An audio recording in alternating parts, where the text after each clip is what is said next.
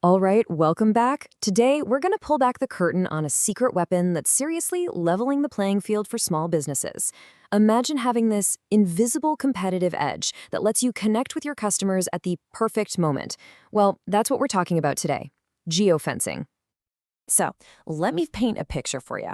You're a small business owner, and you know this feeling all too well. You watch potential customers walk right past your front door, their heads buried in their phones, completely oblivious to the amazing thing you've built just a few feet away.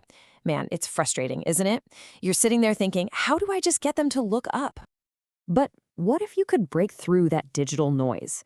What if you could, whisper a perfectly timed, totally irresistible invitation directly into their phone, right at the exact moment they're walking by? Sounds like something out of a sci-fi movie, right? Well, it's not. That's the real power of geofencing. Okay, so how does this magic actually work?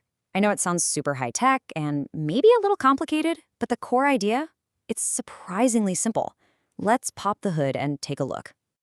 All right, so at its heart, geofencing is really just about this.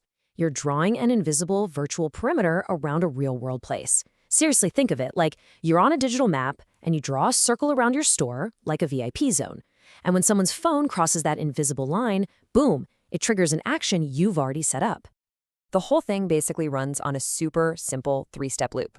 First, you define the fence. You just draw that virtual boundary on a map, maybe around your shop or even a competitor's place. Second, you've got the trigger. That happens when a smartphone enters or leaves or even just hangs out in that area for a bit. And third, the action. That trigger fires off a preset message, a push notification, a text, a special ad. That's it. Define, trigger, action. That's the whole shebang. Okay, let's hit the pause button for a sec and talk about the big one, privacy. It is so important to get this right. This is not about secretly tracking people. No way. Geofencing only works if and only if a user has already given an app permission to use their location. It's all based on consent, on them opting in. The whole point is to be transparent and to offer them something of value, not to be creepy or intrusive. All right, so we get the how it works, but now for the really important part, the why. Why should you, as a business owner, even care about this? How does this actually become a supercharger for your business?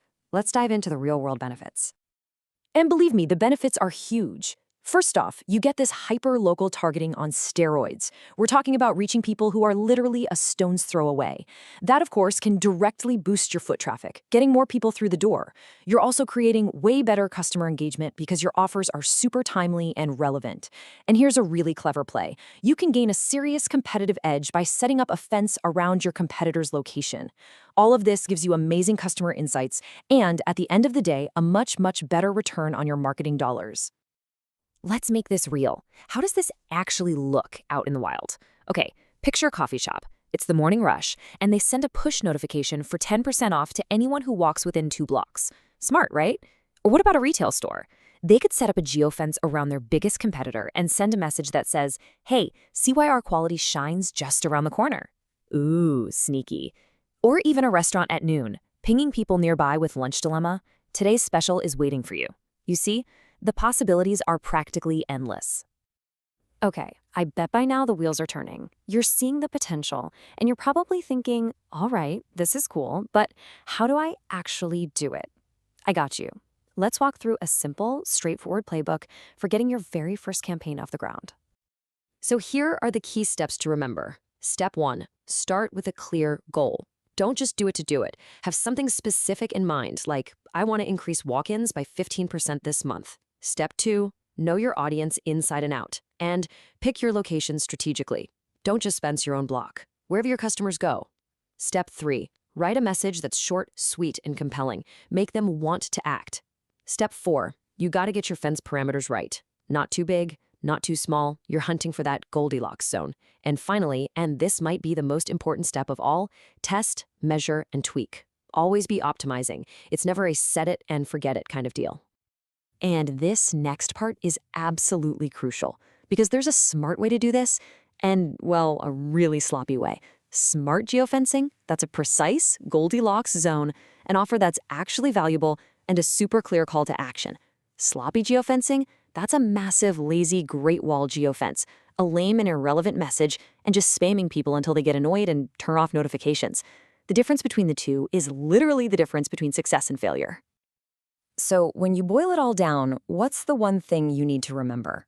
It's this simple but powerful idea. Stop carpet bombing with your marketing and start using a scalpel. That's what geofencing gives you. It's surgical precision. It's all about getting the right message to the right person in the right place at the perfect time. Look, geofencing basically transforms the physical world around your business into a live, dynamic marketing playground. It's an incredibly powerful tool that's not just for the big guys anymore. It's more accessible than ever. So really, there's only one question left to ask yourself. Are you ready to draw your digital line in the sand?